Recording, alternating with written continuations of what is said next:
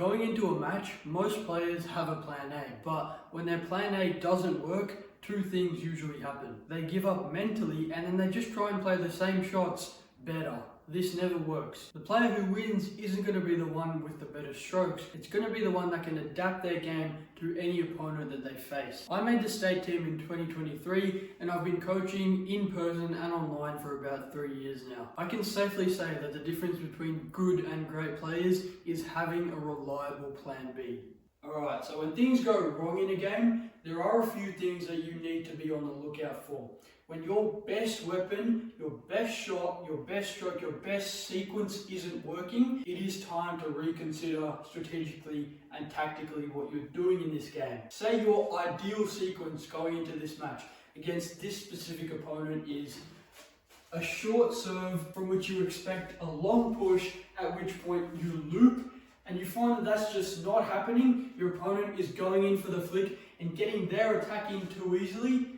Now it's time to reconsider. This is where the strategic timeout comes in.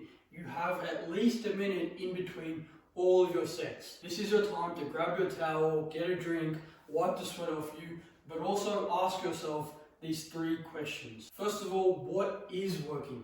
You have to find an anchor, find a positive. Okay, so I realize my deep push to their backhand is making them nervous.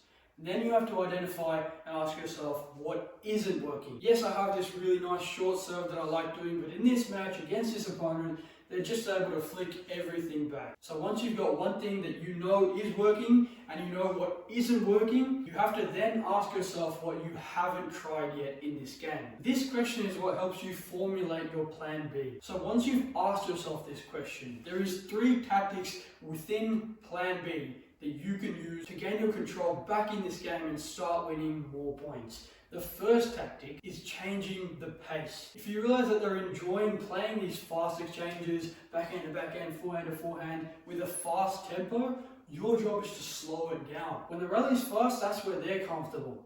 You have to try and change things up to make them uncomfortable. And this is vice versa. If the rally's going really slow and they're comfortable in it, go for a punch. Try and speed the game up. The next variable you can adjust to formulate your plan B is the spin. If they're looping your pushes with ease, it's no problem for them. Try and go for a float push.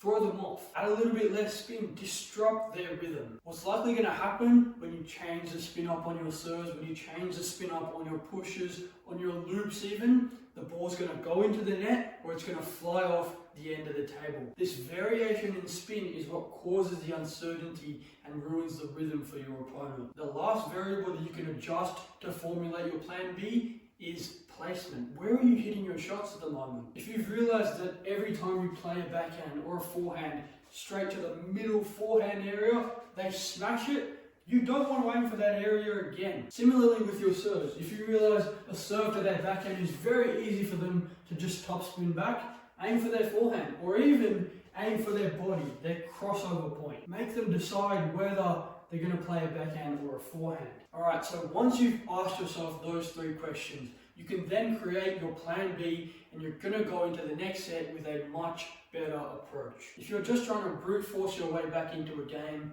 a lot of the time that doesn't work. And by the way guys, check out my daily blog, The Tactical Edge. If you want a daily strategic tactical insight that you can implement immediately into your game and see results in your matches, check the top link in the description. Now, what if you want to take things to the next level? What if you want to become a great player? Great players come into a game not only with a plan A, but with a working, proven plan B. So let me tell you what happened last night. I was coaching a player before their matches for a specific opponent. The opponent's profile was that of a spinny looper. They had long backspin serves with a little bit of side spin, and their main objective was to get a pushback from which they could do their spinny loops. They had very, not peculiar, but rather loopy loops with a lot of spin. Alright, so we'll call my student's opponent Bob. Bob is the spinny looper. So what our plan A was going into the game, we want to get in our attacks first. We know that his attacks are very potent, they're strong, they're spinny, they're going to be trouble if you don't know how to handle them. So our strategy obviously going into the game was to be the aggressor. We want to be the first one to attack. We want to play our game and stop Bob from playing his. Now that is the plan A. We want to keep our pushes short. We want to be the first ones to flick and to loop. But what if that doesn't happen?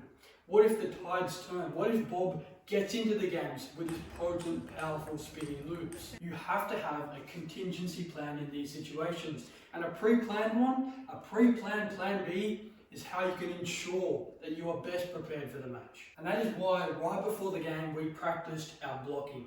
And when I say we, I mean my student. What I was doing was looping with heavy topspin similar to his opponent, similar to Bob, so he could practice absorbing the spin and keeping the ball on the table, making sure it doesn't fly off the end of the table, which usually happens to the opponents of Bob's. Bob's loops are spinny, there's no denying that. But we made sure he was no longer scared. He became comfortable with the heavy spin through practice. We practice it right before the match. So my student focused on keeping his hands loose, absorbing the spin and keeping the ball in play.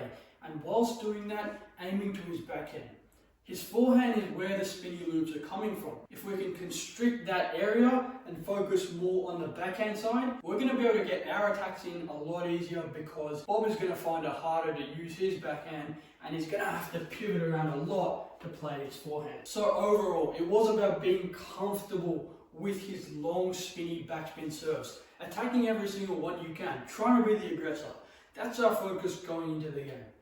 If that doesn't happen, if things do go sideways, the contingency plan comes into play. That is where practicing being under pressure, inviting the pressure, absorbing the spin and the pressure is so important. We knew that even if Bob's on the attack, if we can maintain our composure, keep the ball in play, and narrow it down to his backhand, we still have a good chance of winning. So guys, what we discussed today was a concept called tactical adaptability, and it's going to come into play a lot more the better player you get. But right now, in your beginner intermediate phase, it is really important to start implementing tactics into your game. It's going to build a strong tactical strategic base that will be very important the better you get as a player. But yeah, that is it from me. If you haven't joined the blog, join it below, the Tactical Edge, but I'll see you later.